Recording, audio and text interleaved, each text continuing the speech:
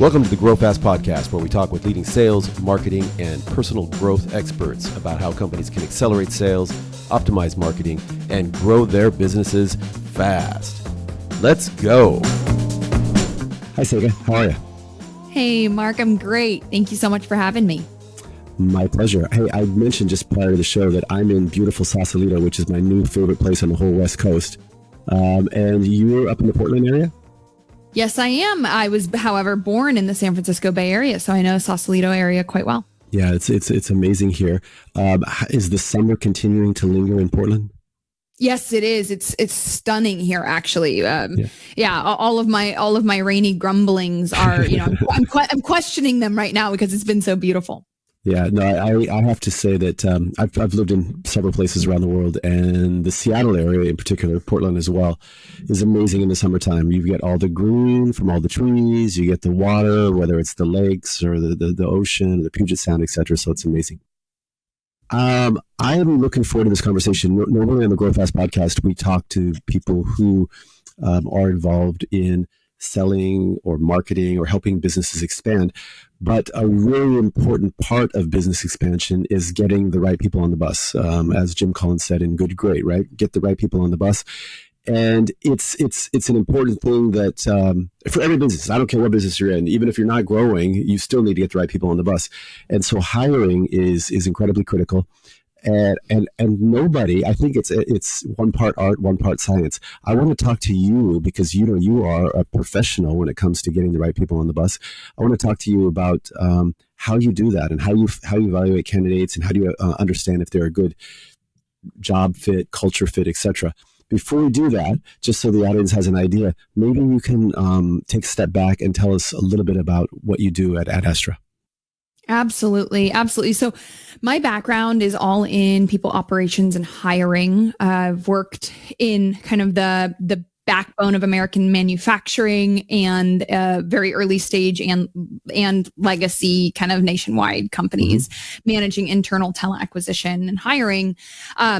I'm a baby private pilot, so I'm a little technical, but mostly not. Mostly I'm all on the human side. My co-founder, however, got his bachelor's and master's in aerospace from Michigan and then was a propulsion engineer at SpaceX for a time spanning about 7 years. And what we did is we really brought those two areas together, our love of growing really thriving technical, complex, hard to find teams, and our understanding of the hard tech world, space, clean tech, and defense, and created Ad Astra. And through Ad Astra, we do executive and highly technical hiring for hard tech startups. And the startups are typically pre-seed through Series C for the startup nerds who are out there and know what different series kind of mean.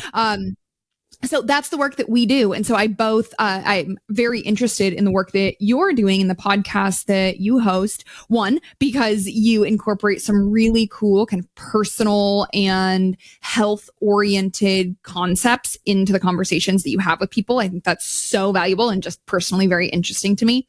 Two, because I am the CEO of Ad Astra and I work on sales and growth all the time. So also professionally very relevant. And then, the third point that you're bringing up here is that building great teams is a huge part of growing fast, right? That's such an important part. Of course, I'm biased in that perspective, but. So let me ask you, I mean, you're starting or focused on these very young organizations just as they start to take off. You've implied that if they're pre-seed, they don't have any funding, so it makes it a little bit tough for you to probably make money. But why did you decide to focus on that space? Yeah, great question. I don't know that I've put words to this recently, so let me see what I can come up with on the spot. So one is the industries that we're interested in, space and clean technology. And we're incredibly personally passionate about the innovations in those domains. We just think they're really, really cool and really beneficial to humanity as a whole. So that's one piece. I am like madly in love with the people who put their blood, sweat, tears, and like life essence Mm-hmm. into innovating in these domains. Mm-hmm. I think that they are brilliant, crazy, wild humans kind of living out in right, going like, how do I get everything out of this life? And they're like, yeah, it's gonna hurt sometimes and we're gonna do it. And just the heroic feats that they're able to create. And I know he's such a political figure these days, which is, in my opinion, rather unfortunate, but it's partially his own making. But Mr. Musk, the idea that we're gonna like send people to Mars, it's just like, and I'm like, well, you know what? If you're the richest man on the planet, why not go big, man? Go big or go home, right? And but beyond that, I don't know if people realize the technological barriers that SpaceX has overcome, where the quote unquote experts said it was impossible to reuse and relaunch a rocket. No, you can't do that. You don't understand. It'll never work. Da da da da. And I love that mindset where you just say, to heck with all the conventional wisdom. We're going to find a way. And I don't know how he finds, because there's no way. I know he's a super smart guy, but there's no way that he can make all the decisions with Tesla, all the decisions with SpaceX, the Boring Company, and whatever else he's doing. He's got to get really good people around him, right? Yeah. Yeah. You know a lot more about this industry than the average person, but so to note this for the people who are listening, you're exactly spot on. The idea of being able to land and reuse a rocket was thought to be impossible, and not just like, people thought it was impossible. Like as recent as 2014 at master's programs at one of the top aerospace universities in the United States, there were lecturers saying this is impossible and SpaceX will be a flop. So it was that recent, and now Falcon 9 reuse is like a thing like it's like casual. Right. Yeah. Yeah. And so a lot of people will talk about how intense SpaceX is, or talk about the impossible timelines that Elon sets, or, he said that we were going to achieve this milestone with Tesla by, 2015, and it's 2020 and it still hasn't happened. And he's still saying it's going to happen next year. Right. And I just love the quote that Elon said, I have the gift of taking the impossible and making it merely late, which I think is just right. I haven't heard that, but that's awesome. No, and it just goes back to your point that it's an industry where at this given time, because I think, and whether that's all Elon or it's just there was just a grassroots movement, much like the automotive industry, the space industry, which was pretty much monopolized by NASA in the U.S., right, and then a couple large companies, Boeing and maybe McDonnell Douglas, and who these other large, very kind of bureaucratic organizations, not heavy on innovation, more on kind of incremental, I guess, innovation. And then all of a sudden, he, like the automotive industry, he just turned everything upside down. And now everybody's making EVs. It's impossible. Nobody will ever buy these. You can't make money. And now with space. So it's like, where did all these dreamers come from? And so back to that was your original point, that it's an industry filled with these kind of people that have these huge dreams. So that's kind of inspiring for you to be around. Yeah, it's incredibly inspiring. And I'll say the other reason that Ad Astra specifically partners with those organizations, right? We have a SpaceX engineer at the helm of our organization, and we really get what it takes to build these companies. Mm-hmm. When a company gets to a certain size, there's red tape, there's process that's put into place.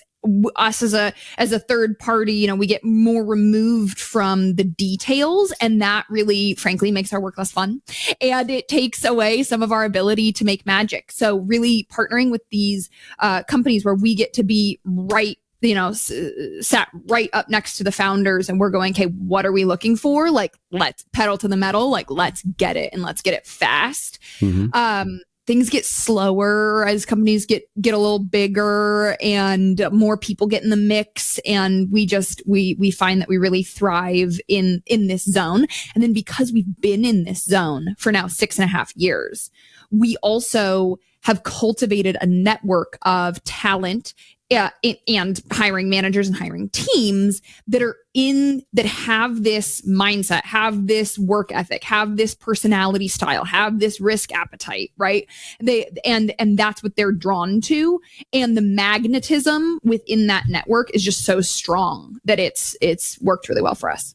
No, that's awesome. Some of the best recruiters that I've ever worked with, and I know that everybody uses different terms, and there's different nuance for what but I'll use the generic word recruiters.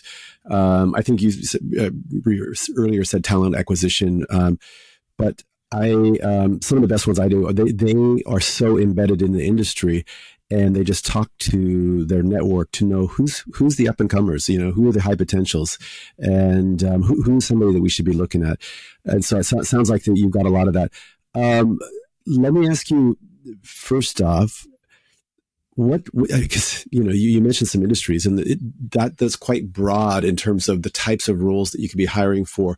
Do you go after a very specific type of roles? Are these very technical? Are they engineers, or are they on the management side, or on the sales side, or what? Yeah, so we touch anything that's technical. So we won't do finance roles, but we are often placing C-suite roles. We're often placing VP, director, head of, which is kind of this like murky world where like they're leading a team, they're setting the strategy, but they're also building the technology with their own hands. Cause in a startup, right? People you're doing it all. Yeah. Maybe they're building desks in their free time, right? Like people are doing it all.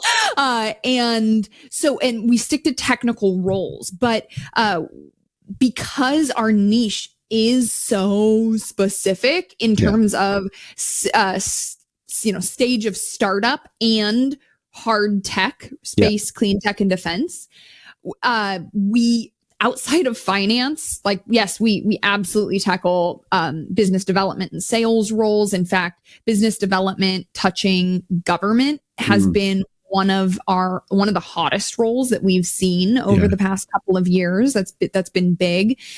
And so those are typically what we're focused on.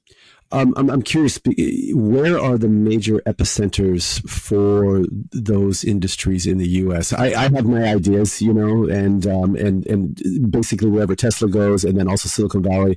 But you're in Portland, so where are the up and coming places, or where are the other places? Yeah, I'm in Portland, but my company's remote. I'm in LA a lot, travel to LA a lot. So for space, nothing beats LA for space startups. Nothing even comes close. Really? For aviation, for drones, we're talking about UAV and battery. Now we can talk about the Bay Area being pretty competitive in that space. I'd say the kind of the core areas that we're focused on are, if I were the top 5, maybe, right? LA. But what about LA? Seattle, San Francisco, Austin, Denver. Denver is actually really kind of an up and coming. We're seeing a lot of talent very interested in Denver. Maybe in the past 6 months, seen a big uptick in the interest in Denver and Colorado. And then there are some sprinkled elsewhere. When it gets into defense, you're going to start to see Atlanta, Georgia is really, it's been a spot. And I'd say there's more happening there. So that's an interesting spot to watch for defense. So those are probably the key. Awesome. Just as a quick aside, I mentioned earlier that I'd lived overseas, and I probably lived like 6-7 different countries.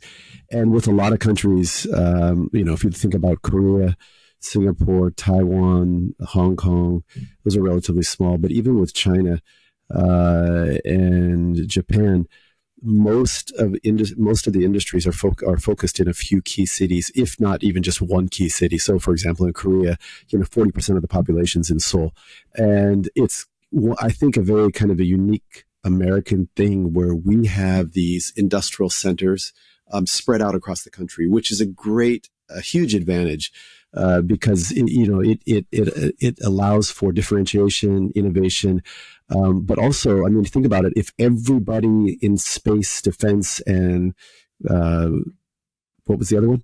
Environmental clean technology. Yeah, clean technology. exactly. If Yep. all of those industries were in one city, how expensive would that city be, and how congested would it be? And so it's nice that we have that all kind of spread out.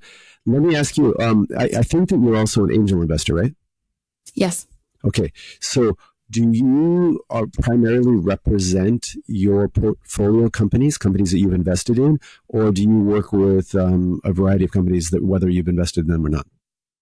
Yep. I work with a variety of companies, whether we're invested in them or not. The two things are independent. So sometimes we're just acting as angel investors and, outside of any sort of partnership. Often we are investing in companies that we are also partnering with. And I also act as an advisor, in which case there might be some sort of partnership and investment as well. Awesome. And you're advising on the talent acquisition side? Yeah. Okay, awesome. Okay, so let's go to the actual process of finding the right candidates, and then the kind of the interview vetting process before you even make the introduction to your client or customer. What do you look for? Where do you look, and how do you structure those initial conversations? Yeah. So you're saying how am I finding the people before I'm presenting them to the client? Exactly. Yeah. So this is so fun for me to talk about. So please cut me off if I go too long. So when we first do an intake and we learn from the client about what they're looking for, we sometimes are looking for somebody to do a technical skill set that has never been done before. That happens. That truly is sometimes what we're looking for.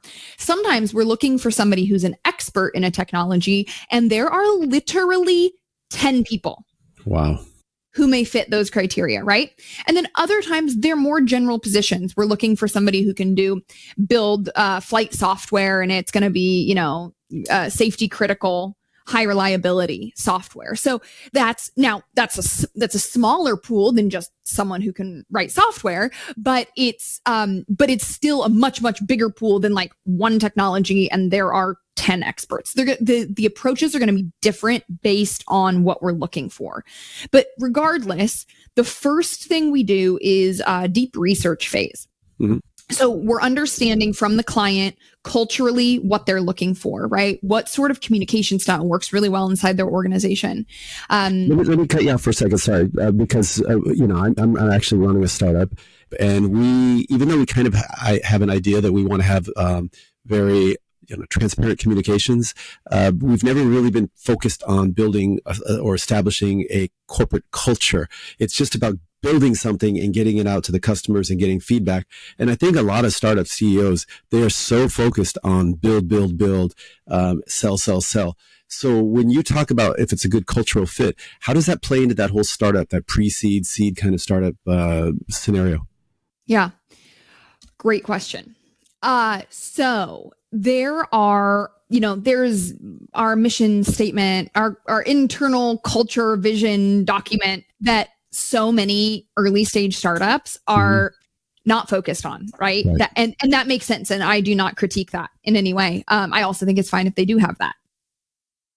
If they don't have that and they haven't spent the time and I might use the word like excavating that as opposed to deciding that, because what it really is you're going, the people who are going to be excellent at this work, excellent at accomplishing the mission that we're set out for, the vision that we're set out for, what are their characteristics?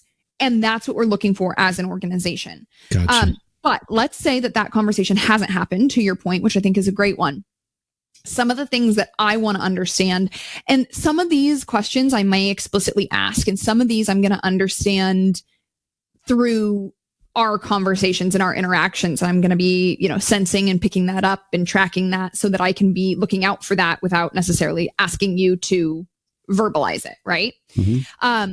Some of that might be communication style. What's the organizational communication style? Let me give you an example. One company might, in meetings, get into talking very directly, maybe using a little bit of elevated volume. There's some tension. They wrestle through topics. They kind of come out and they've got a solution, right? Conflict, high. Discussion style in a meeting. One might be, they get into a meeting. They've got some tension. People are speaking very directly. Volume might be a little elevated. Expressions might get a little animated. And that works for everybody. Conflict, high. Concern about that conflict, low. They feel like this is being honest. They're having really direct communication. That works for everybody. There might be somebody else who really prefers that would be a pretty intimidating environment. And what works best for them is going to be having, words they might use about their communication style are a little conflict averse. They are happy to talk about facts as long as it's done in a very calm and respectful way. Now, is either one of those wrong? I don't think so. I don't have a values judgment to make on that. But if we know that we've got a company that represents as one and a candidate that represents as another, we need to be really transparent to both groups about that conflict that's approaching. Because if they unknowingly, or they don't, I see that, they don't see that, we are setting them up to have some really tough conflict. I'll give one more quick example, but I could give like 15 of these. Another quick example is often you will say you're looking for a technical expert who's going to lead a team. In the space world, you might say, hey, look at I found 15 people that work at Boeing. They've been at Boeing for 10 years. So they're great. And they have this job title. They've been working on this stuff. They've been climbing the leadership ladder. Pop them in this startup. The culture delta, the chances of it being so incredibly misaligned that person does not work in that company are very, very high. The reasons being, at a company like Boeing, you might have, or pick your favorite legacy, long established, large corporation, right? Not trying to pick on Boeing. So maybe I should. Anyway, I'm just kidding. Okay, so it's okay. They've earned it. Right. They deserve it, I should almost say. So, some of the people who've built their careers there, their PhDs, they've been working on, let's say, one screw, right? Like they are an expert at this one component, and they're working right next to an expert for this box, right? And they can ask questions. They've got mentors. Their depth might be incredibly deep. Their breadth is necessarily narrow. And in order for them to implement any of the changes that they want to implement at their company, they're going to have to pass it through, right? 12 layers of red tape and get all these signatures. It might take months. The pressure that those people would feel to expand their breadth to cover what needs to be covered at a startup, to be able to move at the pace that is like the same thing that would take them months to get approval for, like they'd have the idea in the morning and have it implemented in the afternoon at a startup. Yeah. And so those differences are the things that we have to be looking out for, even if there isn't an internal culture doc that's been created. Does that answer your question?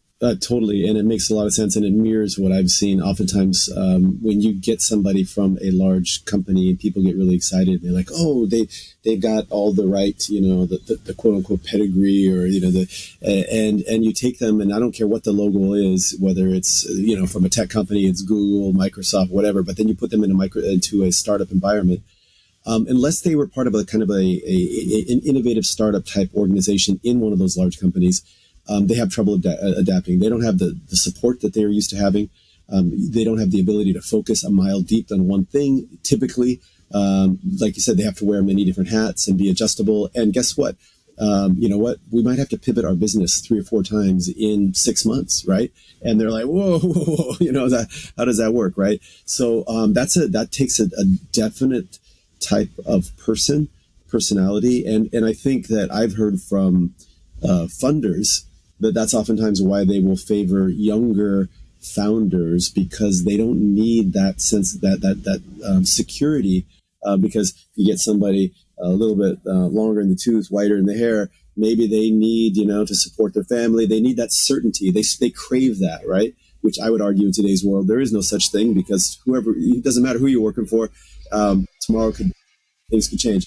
But so it totally makes sense. So what are your tools or metrics other than you just talk to people and get a sense? Are they that flexible like that, or do you have any kind of assessment tools, or what do you do?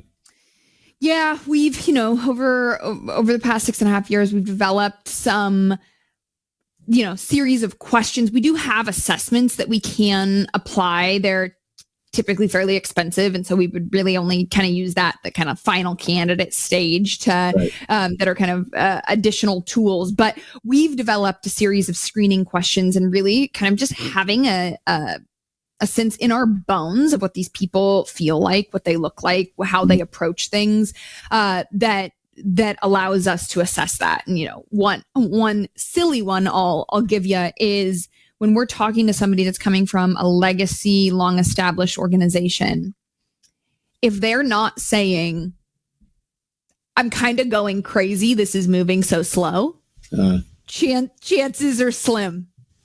Right? Like I kind of need to I'm waiting the whole call to hear that. And I'll take the calls because these people do exist. And there have been incredible people who are able to make that jump and navigate both. And like, people are that dynamic. But you're not going to know until you discuss. Right. So, let me ask you, if you were, if you are hiring right now, you're one of these companies that you're advising, okay? Pre-seed, seed extension, or first round of, Series A, and you are looking to make your offer attractive to potential candidates. Other than just, what is it? Is it just money and equity, or are there other ways that you can make the position, the role, the opportunity more attractive so that you can get people to come on board? It's a great question. Great question. So there's a lot to talk about here. The companies that we're working with are hard tech, and the hard tech startups that we support, it's basically zero for remote or hybrid. If you're able to offer that, that's something that a lot of people want. I'm going to take that kind of out of the conversation because that's not really what we're working with, what I'm working with. So they want the people in the office talking with their colleagues, interacting. Yep. Okay. Yep.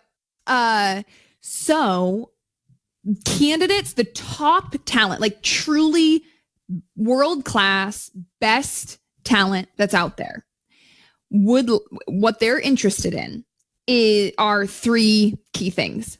They want to work on novel and challenging technology. Cool stuff. That's right.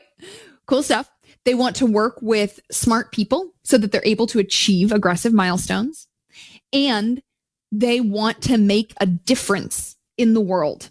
And this piece, I think sometimes founders are so passionate about what they're doing that they almost can forget some of them, they can't stop talking about where this company is going to be in 10 years, in 20 years, why it's vital to humanity that this exists, right?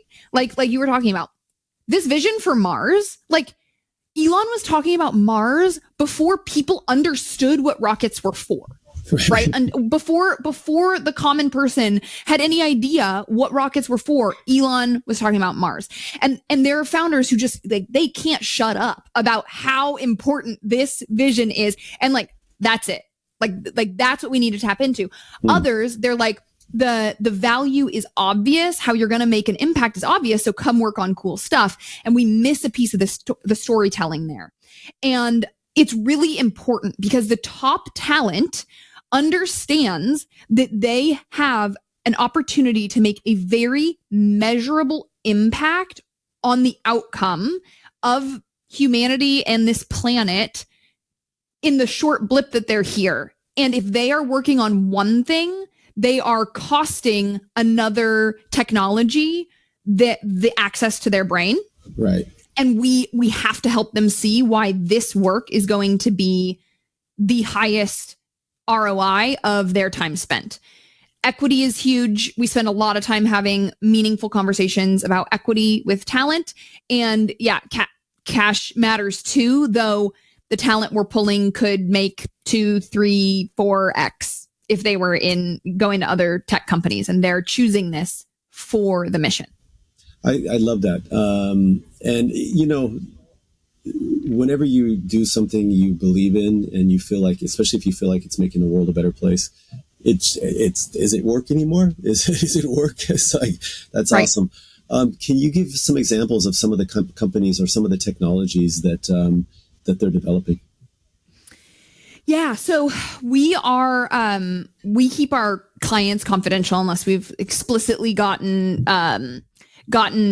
permission or requested permission to share. Some companies are very private about that. So, but on clean tech, we're working with companies that are doing nuclear fission and fusion. We're working with companies that are on kind of the space side, doing some really cool things. One client that I know that's publicly shared, doing some really cool work in space manufacturing. So one of the very, very few companies that has actually returned product from space. There are benefits that come from manufacturing in zero gravity. And so being able to manufacture pharmaceuticals and other products in space and then return to planet is one example of some cool stuff that we're doing. Right now, I'm working on a CTO or a kind of head of spacecraft role for a really impressive seed stage startup in the Bay Area. I'm sorry, in Los Angeles. And they are going to be creating a defense application in space. So defending orbital assets. We're also working on a innovation lab where we're hiring engineering executives that are going to be making up a team of 8 to 10 people in this build lab that will be accelerating innovation in space, clean tech, energy, etc. So that's a touch of some of the projects we're working on. That's awesome. That must be so fun and interesting for you as well. Just a couple more questions here. Let's flip the question back to the other way. We talked about what companies can do to make themselves more attractive. What can candidates do to if this is something that they want to, a path that they want to follow or pursue? What can they do aside from reaching out to you? I mean, how can they make themselves more attractive? Yeah. So I have very different advice depending on where these people are coming from. So do we want to make our hypothetical that someone's an engineer in an adjacent industry, but realizes, wow, I really want to get into being involved in space? Or are we thinking this is somebody that's kind of like studied aerospace engineering? Maybe they've gotten an internship or two and they want to make themselves kind of the top talent in this industry. Yes. And yes. So, okay. Yeah. So someone looking to make the jump, it's difficult to make the jump. People are very interested in diversity of technical background, but when push comes to shove, people are looking for people who have already made the mistakes and have the scar tissue and can say, yeah, I did this badly already. Let me do it. Let me do it better this round.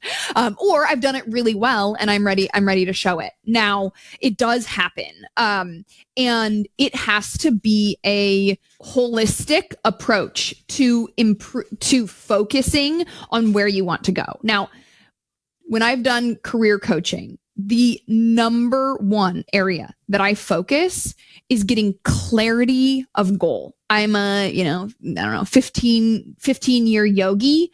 I can't tell you how important my drishti is, right? When I'm doing balance poses, having a site I set my eyes on will help me gain balance all the way over here. When I've got a long-term goal, I'm able to align myself with that. And I think a lot of people want to say, I'm great, you can put me anywhere. which sounds like a great approach, but it's not. Having clarity of what you want, being able to say no to the things that aren't that, is one of the biggest pieces of magic. So you are in an adjacent field, you're in engineering, and you go, I really want to get into space. It's, depending on the level of your career, it's picking up side projects, it's picking up internship opportunities, it's finding, finding the companies that you are really interested in getting involved in, and finding out how to supplement your skill set to make yourself a truly ideal candidate. So that's number one. And then for someone who is maybe earlier in their career, or they're getting involved in this industry and they go, I really want to be one of the top performers, top technical experts, so that I have my pick of the litter, right? When it comes to 5-10 years down the line, and I am the go-to person. Again, it's clarity in what area you are, you have strengths and you are energized in your work, so that you can lean into focusing on those, and identifying the teams and companies that are achieving those goals quickly, so that you can get aligned and go learn from the best who are doing it fast and who are doing it well. Awesome. Makes a lot of sense. That's some really good advice. Let me last two questions here. I have a great idea for a space startup, and I need to get some angel funding, or maybe get some seed funding or pre-seed. I got to get something going here, right? And in my mind, because I'm doing software, but I'm thinking space or defense. God, man, that seems pretty capital intensive. It just seems like I'm on the outside looking in. So what do you do as a founder to get that angel investors, get them interested, or go ahead and get that pre-seed or seed funding? Is this a real question? Or yes. Is this really what you're saying? No. This is hypothetical. This is hypothetical. Hypothetical, yeah. Okay, great. I don't know if it would change. Come on, I know. That's kind of what I was. I was like, you seem busy. You seem busy. Okay, so first of all, yeah, it is hysterical when people go from software to hardware, and they're like, "This is expensive," and you're like, yeah, it's really capital intensive, like really, really capital intensive. So going direct to angel investors is, I don't see highly successful companies typically do that. They may do that, and I am just out of the loop on it. That could be. I have people reach out to me on LinkedIn regularly, and I'm like, I don't have capacity to focus on this right now. What I do advise, though, because I am often interacting with what I affectionately call pre-founders, right? And we got to pre-seed with fundraising. I think we can start with pre-founders, right? People who come to me and they're like, I'm ready to start my own startup. Like, where do I start? And I love these conversations. And so I have some trusted venture capital partners who are raising funds that they are very interested in investing at the earliest stage. Right. Now, some of these people are not just my business partners that I work shoulder to shoulder with. They're my friends. They're like people I trust deeply, that when I have dumb questions, these are the people I call. And I'm like, hey, just what do I need to know here, right? Or something feels off. They're the people I would trust with those phone calls. These are the people that I like to direct really high caliber pre-founders to have thought partners in how to start to scaffold the approach for venture capital pitching, because it's really useful to have some thought partners who know what your pitch should look like, weigh in with you and go, have you thought about this? Have you thought about that? And really kind of get into it with you, so that you have it's such a springboard to be able to go for when you actually want to go for your raise. You've already got a lot of insight about how you're building this vision up. So that's the path that I would recommend is, if you're able to get privileged access to trusted venture capital partners to bounce the idea around with, and then you've got a pretty straight line to figuring out how to go on a pitch path. And Thank you for that. And how much do you have to have built before you should go? I mean, can you just pitch a concept, or do you need to actually have something built? Yeah. So let me give a qualifying answer. So if I have somebody who I think they've got a really impressive background, yeah, and they've got it. They've got that thing, right? They've got that energy, that drive, that vision. Like with those two ingredients that I'm describing, you can take a pretty rough idea, or even like a handful of, like, I don't know which of these ideas are good. Some of them might not really be venture backable. That's a conversation for another time. But if I've got a set of ideas, like, that's worth taking to an early venture conversation. Now, if I have kind of like someone who's got maybe a more standard background, they don't have a lot of experience kind of going through these steps, they've got some like wild ideas, but they really don't necessarily understand the startup world yet, I would not direct those people directly into having these conversations with venture capital. I would say develop the idea, get a little more clarity there. So it kind of depends on which camp you're coming from. If you're just like, because there are people, hopefully I don't get canceled for this. I don't think this is like negative for me to say, but there are people who just like, we almost don't care what their idea is. Their background, their experience, and the energy and the forethought, like the way that they approach things, you're like, I just want to pay you to do something. Several of the top people from OpenAI leave, and immediately they get funded multi-billion-dollar funding to go out and build something that's, that they've got domain expertise on, right? Because, so I get that. So, well, thank you for that. That's I think hopefully helpful for our listeners and viewers. Last question. I see you've got a bunch of books on the wall behind you. I think one of them is Traction. And I don't know. I'm assuming those are your books, but do you have a favorite or a book recommendation? Something you've read yes, recently, I do. I do. So one of my favorite books is Atomic Habits. You quoted at the beginning of our call, Good to Great. I love Good to Great. Yeah. Atomic Habits is one of the most approachable, life-changing books that's out there. Yeah. And I love James Clear so much. And I am basically just the president of his fan club. I've read and listened to it multiple times because it's amazing to me how many times I forget different things.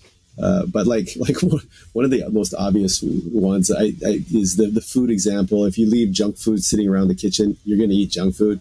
You hide the stuff, you hide the remote, make the little things like that. And it's like, oh my God, I don't have to wear down my discipline and just by the end of the day be, exhausted. I can make it easier on myself.